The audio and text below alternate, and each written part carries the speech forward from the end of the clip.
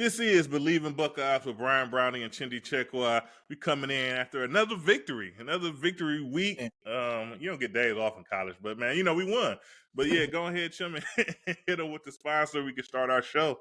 So the last of major pro sports leagues kicks off this week, and BetOnline is your top spot for all your NBA action this season with MLB postseason, NFL, and college football and NHL in full swing. BetOnline is your number one source for wagering news, odds, trends, and predictions. Get everything NBA at your fingertips with both desktop and mobile access for every sport anytime. Head to the BetOnline today to get in on the action. Don't forget to use your promo code Bleav to receive your 50% welcome bonus on your first deposit. BetOnline, where the game starts. Yep, and so this week we headed to Rutgers. We headed to New Jersey. We come out with a victory, 35-16. So we actually covered the spread. If you bet on Ohio State this game, we covered the spread. But if you watch the game, it wasn't that simple. Rutgers put up a good fight, but to the T. Like, we kind of go out there, our big name guys kind of make the plays needed. Our defense is stout once again, and we come out with a win. Yeah, come out with a win, man. It was a tough game. It's one of those games where Ohio State won somewhat comfortably, but it was a close game. The score doesn't really show how close the game was overall. You had Greg Schiano as the head coach over there at Rutgers, has the team playing well, and I thought he came in with a really good game plan. They had a bye week, coming off a bye week, so they were well rested, well prepared. And the way I see it, Schiano understands how Ohio State wins games, what they're trying to do. And I thought they did a good job of affecting those things. But, the Ohio State was able to continue to win. And Ryan Day has never lost to an unranked team. The only team he's lost to in the Big Ten is Michigan. Is that right? I believe so. Yeah, so only two losses in the Big Ten, and those two losses against Michigan. I know we hate those two losses, but, realistically, that level of consistency winning is hard to do. Yeah, it's tough to do. And he makes it look easy. I mean, all the coaches, right? At Tressel, we lost some games to some unranked teams. Even Urban Meyer and his stellar record lost some games to some unranked teams. But Dave, for every reason, he has his guys ready week in and week out. He does a great job of getting the certain guys the ball. Our athletes, I want to say some of those top recruits that we have here, and they come out and they get the win. Rutgers played well. They played us really well. I think they did almost the best that they could do against Ohio State, but obviously they came up short. But in this game, obviously we talk about a healthy Travion Henderson. This is his second week back, him just being kind of just fully healthy himself, saying he's 100%, and he was fantastic again. He had over 120 yards rushing, a touchdown, 80 yards receiving as well. So he had another stellar game. I feel like he really was if he was giving out an MVP trophy the last 2 weeks, it's definitely going to Travion Henderson. Marv and Harrison did not so much on the big stats, but he caught two touchdowns as well. So, McCord is able to find him, get him the ball for a couple of touchdowns. Obviously, that helps out.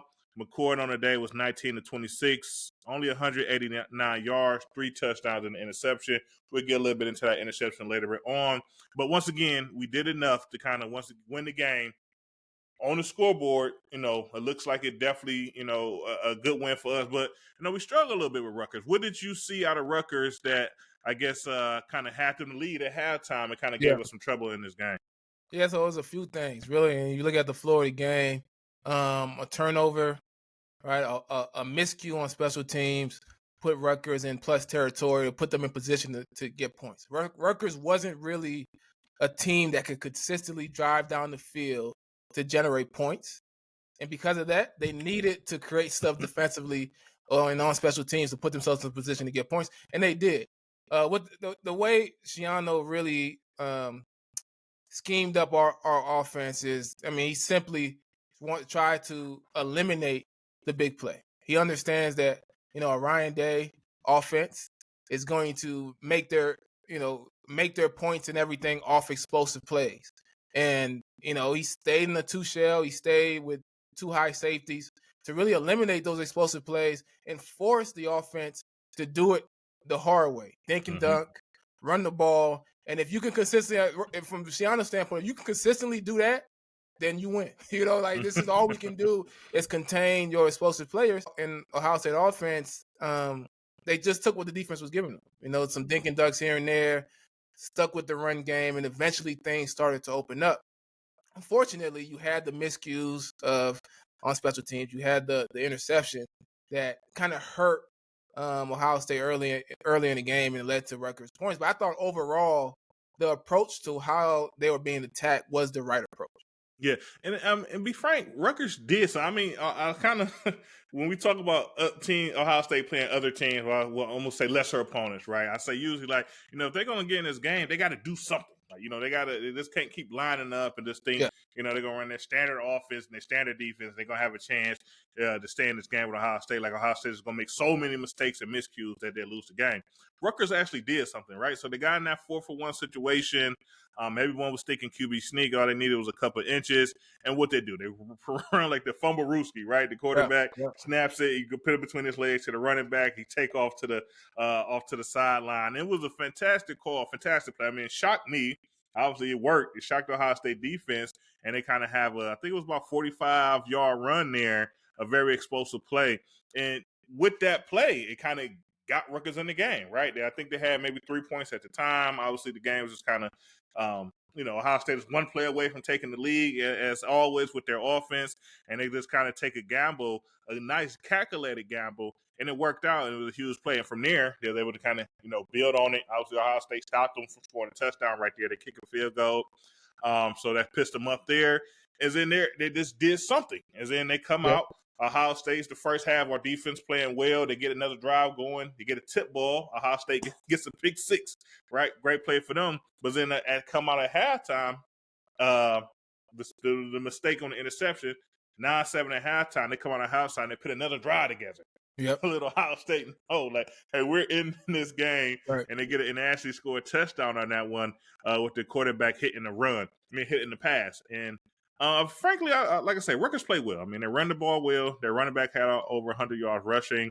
The quarterback, this season definitely has his troubles with completing passes. But once again, he was able to complete a pass for a touchdown, a good throw and catch there. Rutgers played well, but Ohio State hung in there. And you could do that when you got a stout defense that's not going to let the scoreboard just get completely out of control while your offense tries to figure it out. Yeah, and these teams, man, it's like it's almost like two different seasons. For Rutgers, they're playing through their Big Ten schedule. Then they get to a team like Michigan. Everything changes up. It's like let's shock the world. Let's do something special. Let's create a trick play here. Let's shift our game plan. Let's do something different to see if we can knock off a top dog. Then they go back to their season, right? Playing teams like Northwestern and these different teams that they can legitimately beat and win and get bowl eligible. Then they get a bye week. Then they go play Ohio State. So everything kind of changes up to, okay, can we do everything to try to knock off an Ohio State? While Ohio State is in a different situation where, most of these games they expect to win. They should win. They're better than the other team. And they're really trying to build up to these bigger moments, a Notre Dame, a Penn State game, and then a final game against that team up north.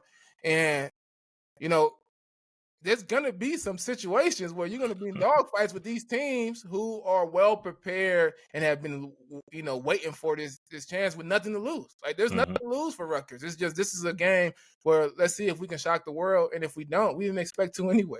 I thought how they came out and played was they did a good job. I mean, obviously there's some places for Ohio State to improve, but I do think this game was a game where I saw some of that improvement. I saw, Ohio State do some of the things that I think they need to do to beat that team up north. Sticking with the run game, being able to take what the defense gives you. I don't like the turnovers, but I think they took another step forward towards building towards the end of the season. Yeah, and so far this year, I mean, Ohio State has proven to be really a second half team, right? First half, we I'm not gonna say we tend to start off slow, but it's usually like slow. We're not getting much from the quarterback. Offensively, we usually kind of running the ball, but we know we kind of get away from it to try to do other things, and we just can't sustain drives. But usually in the second half is when we really kind of figure it out, right? We started to score touchdowns. We always kind of, always had to hit Marv for a touchdown, something of that nature. The offensive game, when running the ball game, we kind of figure it out, and then we were able to kind of hit a big one there. And then our defense has just been really just consistent all year. They kind of, just kind of stick on teams and kind of be that way our year. While offensively, we kind of figure it out. Second half, we figured it out, and now we're able to kind of get the points needed to win the game. And so I guess when it comes down to it, is that good enough, right? I mean, we have seen the mistakes on special teams now, right? I mean, it looks like we had the mistake on punt, fourth down. It looks like, Frank, I don't think it was a fake. It looked like the punter got the ball and he tried to take off one way. It doesn't work. We have other issues on special teams earlier this year. Us being a second half team with the stuff we're seeing on special teams, is that good enough for us to get that ultimate goal of being a national champion? Yeah, I don't think it's good enough yet. I think they can get there. So my take on the second half team part of it. So to me, it seems like in the second half, the offense opens up a little bit. The passing game opens up a little bit, and we start to get to who Ohio State is. We start to get to the types of drives and the types of plays and the offense that Ryan Day is historically, in my opinion. And it seems like typically in the first half, we're trying to establish the run game. We're trying to get something going in the run because we know we need to do it. But in the second half, it's like, okay, now we know what we need to do to win. It's winning time. And I don't think it's enough because I think we need to start faster. But I think we're starting to figure out more and more who we are as a team. And I think we're starting to understand. I think it starts with Kyle understanding, this is what it takes for us to win. I don't need to force anything. Right? I'm hearing all the criticism, but I need to continue to, take what the defense gives me, identify where the ball needs to go, and maybe we get the first down. Maybe we we drive this thing up the field. Maybe we don't. But as the game goes on, the coaches are going to be able to figure out how the defense is attacking, and they're going to be able to continue to scheme up plays to actually begin to open up the offense over time. So I think we're going to continue to look like a second half team. Yeah. But I still think we need to start faster. As for the special teams, we just gotta be better on special teams. And so they have a special teams coach. So we didn't have a special teams coach when we played. Right? Our position coaches also coach the special team. And I'm not saying that having a special teams coach is a bad thing or a good thing, but I would say, my coach being the punt return coach and me being a blocker on punt return made me have to go out there and do it. We get in the position room and Tavers would say, we got to do better on this. We got to do better. You know what I'm saying? I think every coach was a part of creating the special teams, every position coach. And it forced them to hold their players accountable to make sure that they're actually playing. And we had to take it serious. During Urban's tenure, he was the special teams coach. Right. The head coach of the special teams coach. So I just, what it feels like, I'm not in the room, I'm not in there, but what it feels like is the commitment to executing on special teams and the attention to detail isn't showing up. And you having these blunders that are easily fixable, but they keep showing up. And to me, that's a big issue. It's a big issue. We're not getting hit in yards on punt return. We're having turnovers and big time mistakes that are putting our defense in bad positions. We can't have that moving forward.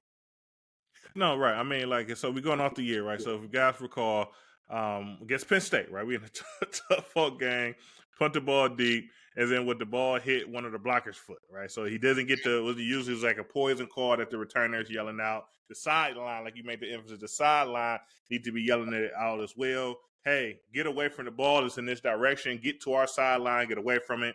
Obviously, we don't get it. Get to and hit the ball from there. This past weekend, we see the punter, like we kind of mentioned before. It looks like he's trying to take a fake, like a fake just trying to run off to the side with the ball, and we don't know why he didn't punt it. But it just looked like that's not what we called. It didn't look like that's what we did, and we had that happen earlier this year. Well, one snap was bad. It looked like we should call a fake, and it wasn't. It was kind of a bad snap, and I Bleav I went to Cody Simon. He just tried to make a play with it from there. And like you say, we had these blunders, and like those little things comes up in bigger times, right? Yeah. So far, our defense, obviously, they've been playing really well all year, so they've just kind of been fixing mistakes, so in things of that nature in the special teams.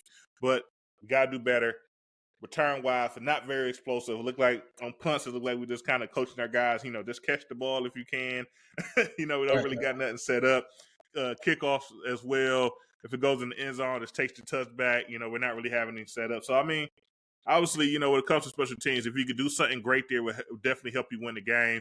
But you don't want to do anything dumb there because that would definitely lead to you losing the game in that situation. And So I think this specific team, the special teams, is important because, as you mentioned, we don't tend to start fast. But part of that is every defense is trying to contain the explosiveness of the offense, which means we're going to have to commit to the run game early. And as you know, sometimes they may get something in the run. Sometimes they may not. Sometimes it takes some time to get things going, like it did this past weekend. So at that point, you just want to get some first downs. You might need to punt. You want to pin them down, put your defense in a good position that you can get good field position, and now you can actually do something offensively. But when you're having mistakes like this, when it comes to special teams, you're not taking advantage. Then not only are you potentially starting slow on offense, which we've done, but now you're putting the defense, the strength of your entire team, you're putting them in a bad position, and not allowing them to be on the offensive, not allowing them to be able to be more of an attack. And you got them on their heels. You're giving the other team an opportunity. So, that's something that they really have to fix. And I'm hoping that doesn't continue to be an issue. Yeah, right. Another thing we want to kind of dive into this show is I guess we could kind of take it both at the same time. It's Kyle McCord's performance, and also how is that going to affect Marvin Harrison and his Heisman hope. So I'm going to say, like, Bleav in Buckeyes, we started the Heisman conversation for Marvin Harrison. I think this is our third week talking about it. It didn't get national news until last week. So, like, we kicked off that campaign talking about Marv for Heisman. Best player in the country. He deserves the trophy. Best team. He's the offensive MVP. But this week, like I said, he caught 2 touchdowns. But other than that, I Bleav his stats, I mean, he might have had, 50 yards receiving, something like that nature. Once again, Rutgers kept that bubble, right? The leaders kind of take shots downfield. Yeah. But do you think this is going to hurt Marvin's chances, or do you think, he could get it done like this, or what's your thoughts on that situation? Yeah, I think there's a chance for it to hurt Marvin. I think there's enough out there now. And with Brock Bowers out of Georgia being hurt, I think there's a general consensus that Marvin Harrison is either number 1 or number 2 best player in the country. Ohio State is currently ranked number 1 in the country. So best player on the best team, I think that's favorable to him. But in terms of being able to accumulate the stats from a receiver position to be considered, because we all know voters will say, hype gets you so far. And then voters look at stats, and they compare his stats to the last guy who was a receiver who won a Heisman, which I think was Devontae Smith in Alabama. Yep. He may not get that level of the statistics, so that's going to be a factor. But, I think from Kyle McCord's play, man, I think that's not something to really be too worried about from his standpoint. I think the biggest – I thought I saw improvement from him. I thought he got better because – to me, he was able to identify. At one point, he was like 10 for 10, 11 for 11, but he was taking what the defense gave him. And what they were giving him was everything underneath. They were trying to eliminate the explosive plays, giving him things underneath.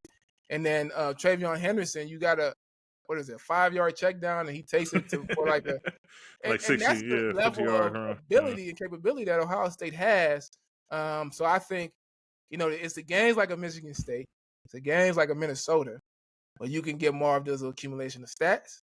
It's a game like Michigan, but we go out there and we do whatever it takes to win the game. Right.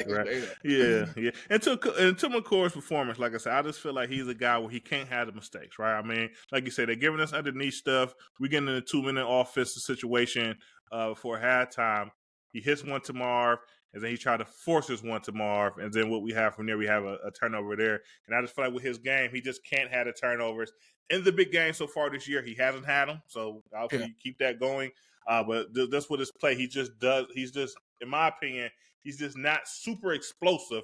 So it's not like, every possession he could just do things, just come up with points. He kind of has to manage the game and kind of be able to kind of generate points in that fashion. Yeah. I think he has to play within the system. Like, he ain't Caleb Williams. He's not going to be able to do it outside the pocket. And I don't think we need him to. I really don't think we need him to. I think he play within the system. You take the check down. If there's blitz, you take the hot route, right? If there is, and when Ryan Day wants a big play, like we cross the 50, this is our opportunity to make a big play. You call something to beat the type of defense that you see coming at you. And I think that's where the opportunity is going to be. And I think they'll be fine. I don't think it's going to be the same level of explosiveness we may have seen USC versus Washington this past weekend, or LSU versus Bama.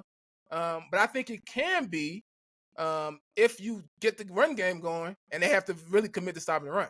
Now you can blow the top off the defense. I think that's going to be their approach moving forward. Yeah, I agree. I mean, that's you got to win the game. We keep winning these games, and I think we're doing well. If we just keep winning games, we get exactly everything that we want out of this season. But going into this week, we got one at home. This is the last home game of the season. So it'll be senior night for our guys. Coming home to play Michigan State. We got a night game. They got two more home games. They got 2 more home games. They play Minnesota at home. Oh, yep. Okay. All right. So it's not senior night. So, but we play. It's random. We play Michigan State. I guess before the season, you could say Michigan State maybe been a good thing, but obviously they had their situation with their coach and that situation. So, Michigan State is not having the best of seasons, but they did just have a big win last week. Got their 3rd win on the season. They was able to beat Nebraska 20-17. So this is a week that we just should kind of go out there and probably just improve, right? Get ready for these last 2 weeks. Yeah, I think this is a progression week, an improvement week. This is just one of those games where Ohio State continues to build towards what they're trying to get to. I think these games, like Michigan State, like Minnesota, both home games, are opportunities for Kyle to continue to fine tune what he's doing. He had the interception this past game. I honestly don't think the decision was a bad decision. I just thought the pass was a bad pass. Yep. Right. And I agree. And it's a basic cover 2. They ran a 7 cut. This is what you throw in cover 2. This is a pass that he has to make at practice all the time. Mm-hmm. Sometimes with dummies and stuff, trying to throw the ball over a dummy during practice, and he wasn't able to do it. So that's just inconsistencies, probably with mechanics, with accuracy. So this is an opportunity for him to continue to fine tune, continue to build confidence. And I think those types of throws are going to be the types of throws that he has to make, right? Mm-hmm. And I think Michigan State is going to be another opportunity to make a bunch of throws, right? The guys are open, and continue to build that confidence and work towards the ultimate goal, which is really being the Big Ten champion and winning it all. Yeah. So, so Michigan State's a game, like I said, we expect to go out. We expect to win. We expect our guys to play well. If you're dinged up, maybe pull off a little bit this week, get healthy, get ready for the last stretch. But also, once again, like I said, go out there, play well, improve, make this game look easy. They're going to have the cool jerseys on. I think they got kind of like a color rush with the gray jerseys type of deal going on. So we should go out there, play well, and see it from there. But I guess how we want to end the show is like, once again, we're back on our segment, right?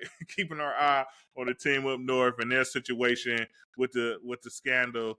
And let's call it, what is it? It's like Spygate, the NCAA level. I don't know, Big Ten Spygate situation. I don't know. But Woody, so what's your thoughts? I mean, obviously this week it started coming out that the Big Ten had a meeting. Right, a typical meeting that they kind of have at this point of the year with the coaches, and they kind of seemed like, obviously this is all coming from ESPN. Yeah. I don't know how they got all this information, right. But they're saying that basically the Big Ten is kind of asking the commission like, hey, we want to see a penalty take place to Michigan now. We want something to happen. We've seen now the letter is rumored about Michigan write a letter talking about, let due process play out type of situation. But what's your thoughts? You think they're going to do something to Michigan on the Big Ten level while the season's going on, or they're going to hold off? I think they hold off to the end of the season. I'm not sure, but I think they hold off to the end of the season for a couple of reasons. The reason number one is money. This is a business. Yeah. College football is a business.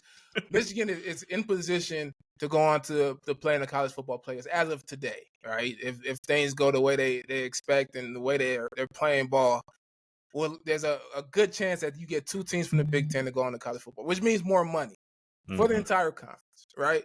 And that's, to me, that's the primary. The secondary aspect of it, there is the concept of due process and doing an investigation, letting the investigation play out. The difference is there's no real precedent for cheating. You know what I'm saying? It's like, let it play out, But if a team is actively cheating, it's like you're letting them cheat. You know what I'm saying? The longer it takes to let them cheat. So I understand the coaches saying like this isn't no off the field scandal that you need to figure out what's right, what happened, and what didn't happen. We got real evidence that they are actively cheating, right? So how can we allow them to continue to do that? There may be a coach suspension, a couple games. I don't know, a self-imposed suspension or Big Ten suspension while things play out. But still, however they do it, I think ultimately they do it in such a way that still allows Michigan to be able to get a real chance at a college football playoff because the money at the end of the day. And that's what I Bleav. Yeah, so like I said last week, I mean, this is bad. It needs to do something, but like I said, I don't think something like you say. You mentioned Michigan kind of self-imposed. I don't think Michigan going to self-impose. I mean, they're not. They're not the most classless bunch up there, man. Kind of arrogant in their ways, and that's part of the reason we don't really like that team up north because they think, what they say. Harbaugh had that comment that Coach Dave was born on third base and think he hit a triple. Well, you guys stole third base, but you think it's just no big deal. We stole third base. Right. Like, what do you say? Right, and that's what type of program they are. That's what type of guys they are. So I don't think the self-imposed will take place. That's once again, I think that's why the coaches and the ads and the other Big Ten that's like, step up here, do something. We can't let this stuff goes on because we go down to it. Like, we just found this out a couple of weeks ago. This scandal kind of takes off, right? How many games have they already been at this season? Like, obviously Purdue is played Michigan this week, and obviously Purdue is not having the strongest year. But what did they already have on us? And when it comes down to it, do something. Yeah. Put somebody on their sideline and see if you notice, like, oh, they got the laminate cars out here with people's signals.